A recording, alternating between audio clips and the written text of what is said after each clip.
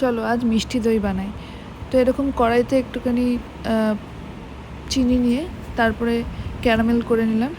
ঠান্ডা দুধটা দিতে ক্যারামেলটা কেমন জমে জমে গেল, তারপরে দুধটা যখন গরম হলো তখন ক্যারামেলটা আবার নর্মাল হয়ে গেল। দেখো কেমন লাল হয়েছে দইটা।